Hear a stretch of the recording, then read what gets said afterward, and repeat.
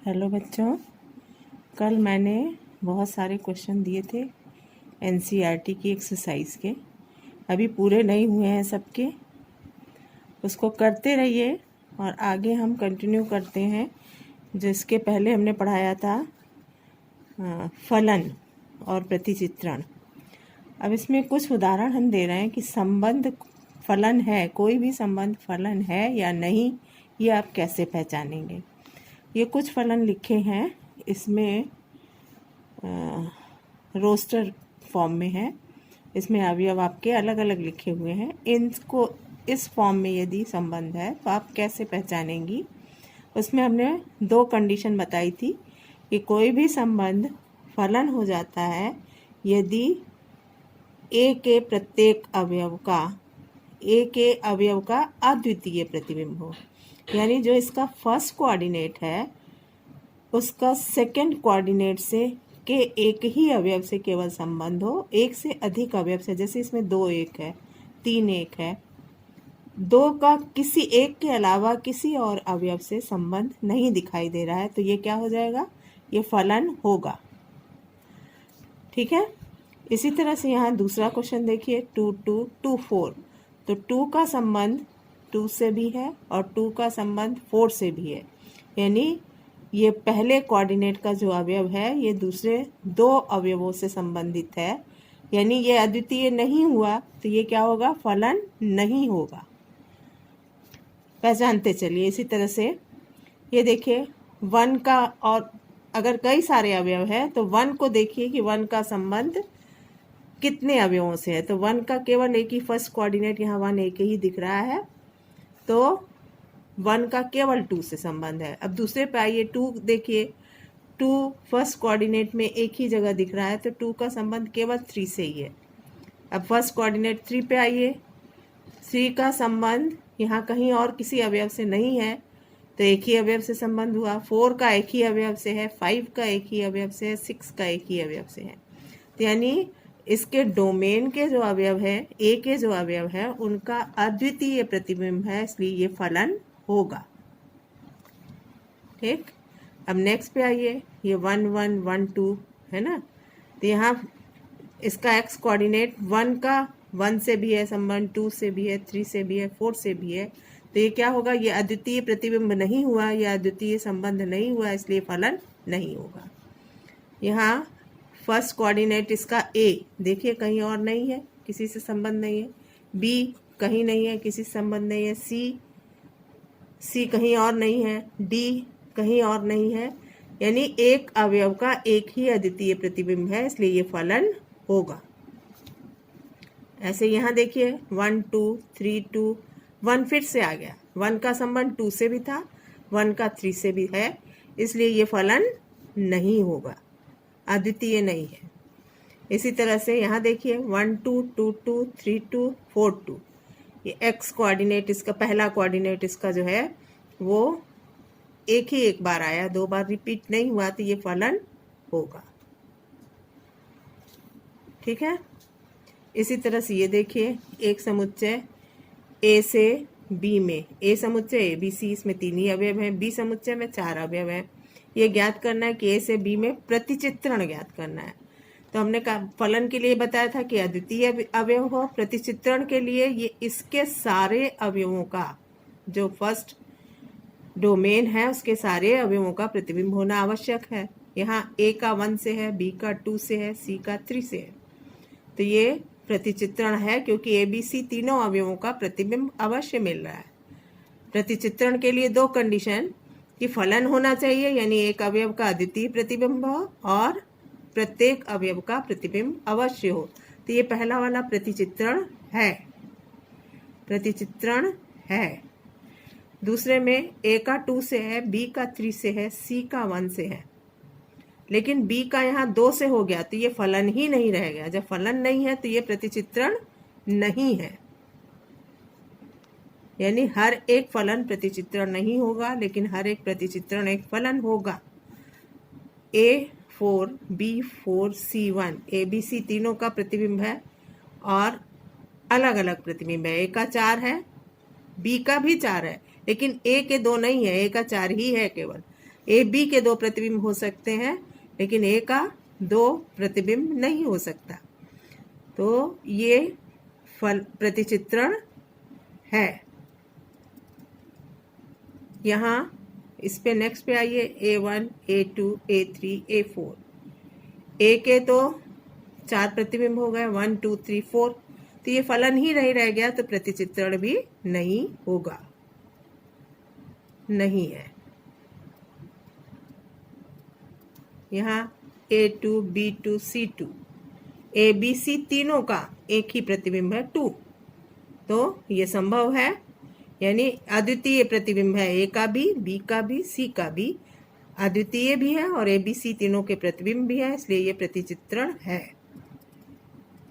यहाँ ए का प्रतिबिंब 3 है, सी का प्रतिबिंब, लेकिन बी एक ऐसा अवयव बच रहा है जिसका कोई प्रतिबिंब नहीं है, इसलिए ये प्रतिचित्रण नहीं होगा। ठीक है, ये क्लियर हो गया बच्चों। इसमें जैसे हमने संबंध में डोमेन और परिसर निकाला था, उसी तरह से यहाँ भी फलन का या प्रतिचित्रण का भी डोमेन, रेंज, सह डोमेन होगा। उसमें क्या कहा था, ए के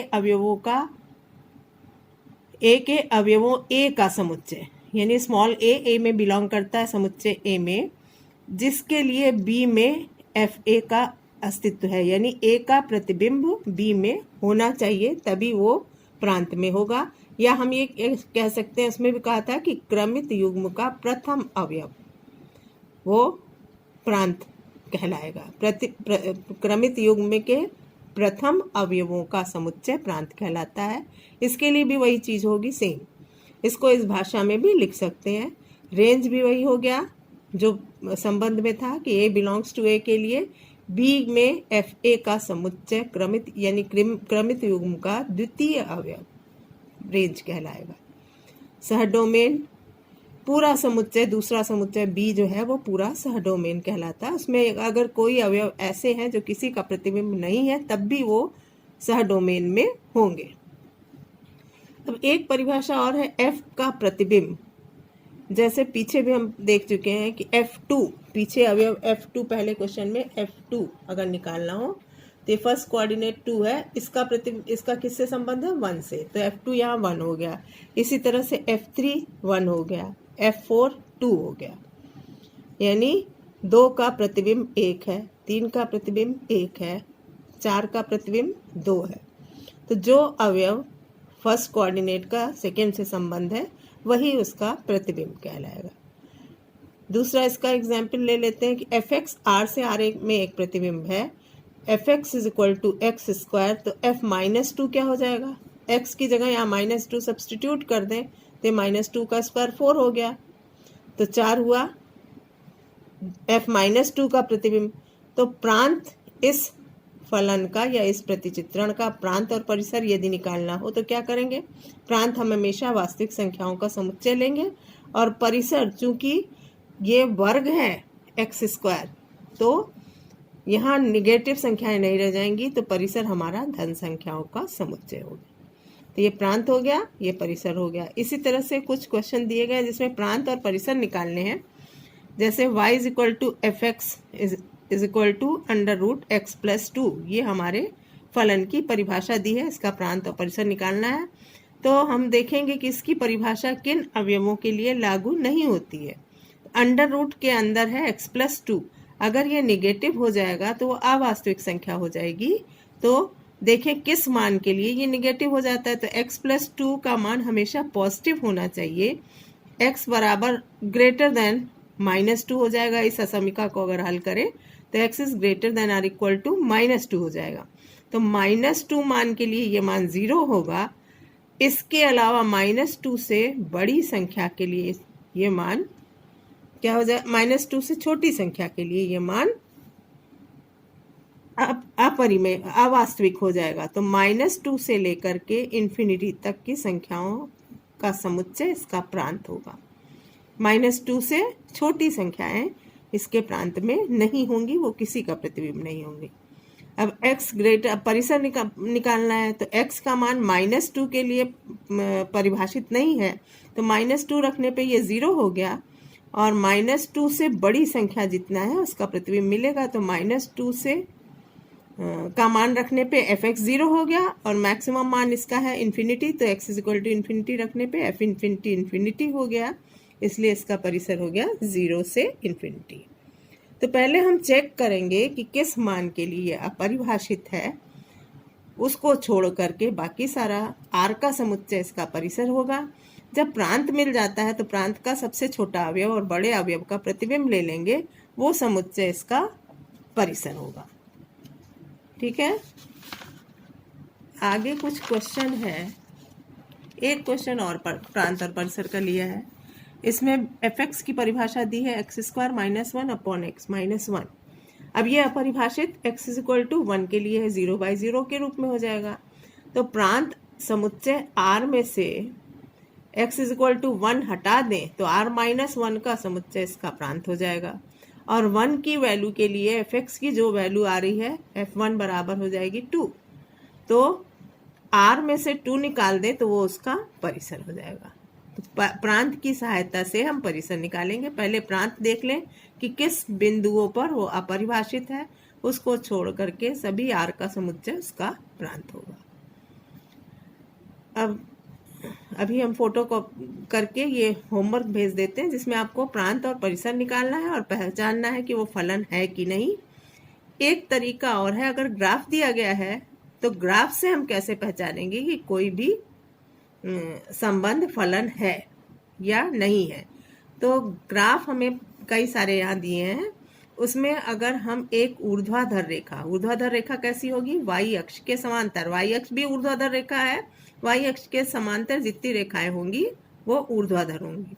तो अगर हम y अक्ष के समांतर एक रेखा खींचते हैं और वो वक्र को यदि एक ही बिंदु पर काटती है तो x से y में एक फलन होगा, और यदि एक से अधिक बिंदुओं पर काटती है तो फलन नहीं होगा। जैसे हमने यहाँ पहला लिया है, देखो, तो इसमें अगर हम y अक्ष के समांतर रेखा खींचते हैं तो ये इसको 2 बिंदु पर काटती है। ये 2 बिंदु हो गए, इसका मतलब ये फलन नहीं है। यहाँ भी हम y अक्ष के समांतर रेखा खींचते हैं तो ये भी इस वक्र को 2 बिंदु पर काटती है, यानी x के इस मान के संगत y के 2 मान होंगे, इसका मतलब ये फलन नहीं है।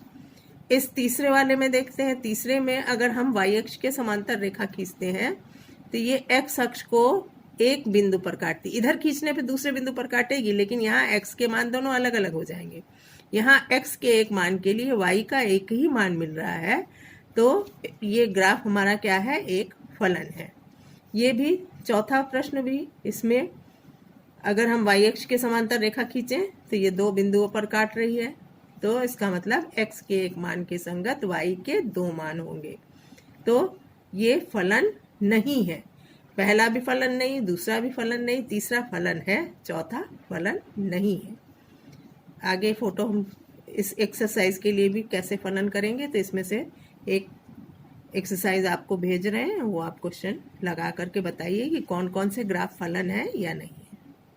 थैंक यू बच्चों।